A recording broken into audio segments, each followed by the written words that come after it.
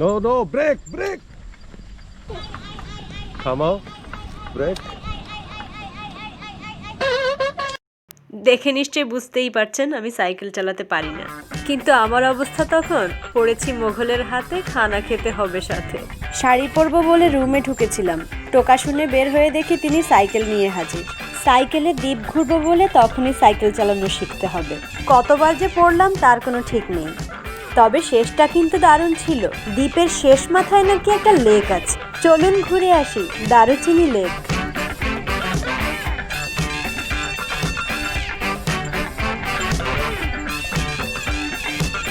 No no break.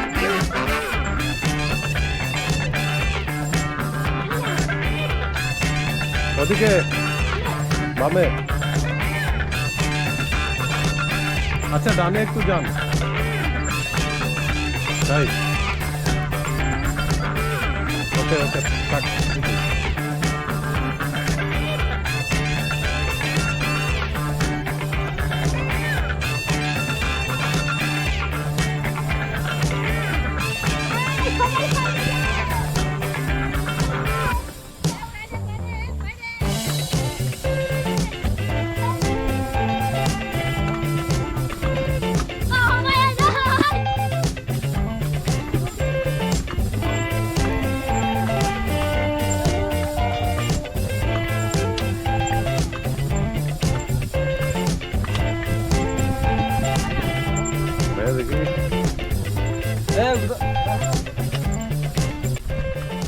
সমুদ্রের মাঝখানে একখণ্ড ভূমি, আর তার বুকে বিস্তীর্ণ ফসলের মাঠ।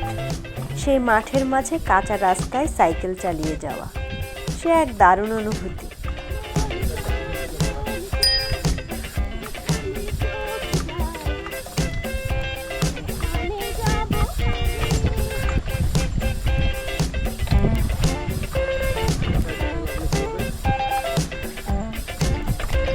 লাগবে।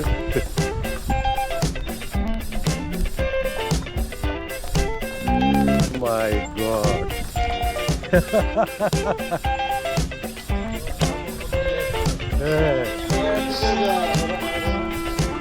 এত পারে দেখি, এত বড় একটা হার্ডল পার হয়ে গেল না নেমেই পালায় যাবে একদম।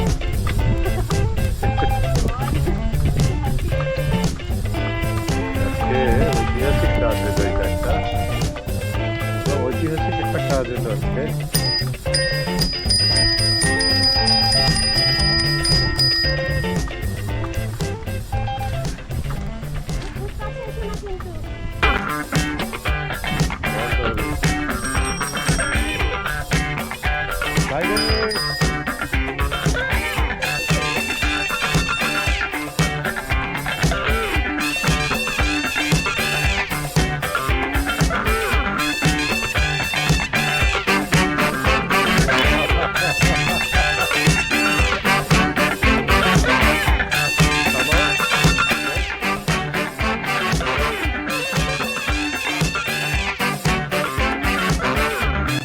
যতক্ষণে আমরা গিয়ে দারুচিনি লেকে পৌঁছলাম ততক্ষণে প্রায় সন্ধ্যা নেমে গেছে।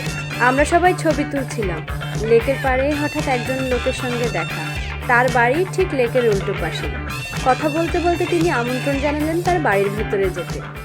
সেই সন্ধ্যায় ভদ্রলোকের বাড়ির ভেতর দিয়ে আমরা খুঁজে পেলাম অসাধারণ সুন্দর এক সমুদ্র সৈকত। Just awesome. It's best in Saintmartin. আসো।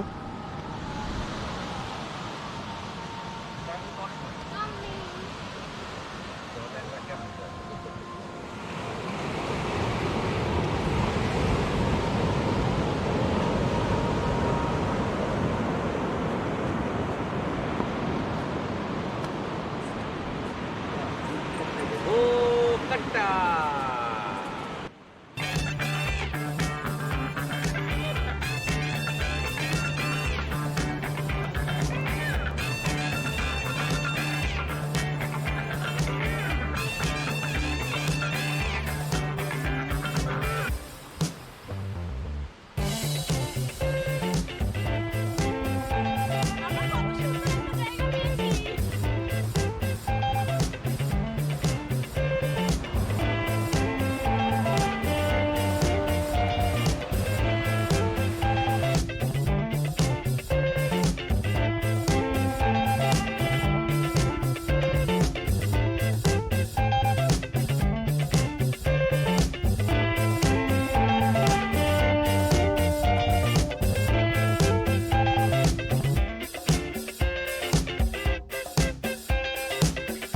সেদিন সন্ধ্যায় এভাবেই আমরা 5 জন আমাদের অজানা গন্তব্য খুঁজে পেয়েছিলাম। সন্ধেটা সেখানে কাটিয়ে এরপর ফিরে যাবার পালা। ভরা চাঁদের আলোয় পথ খুঁজে খুঁজে সেদিন আমরা ফিরেছিলাম আমাদের ডেরায়।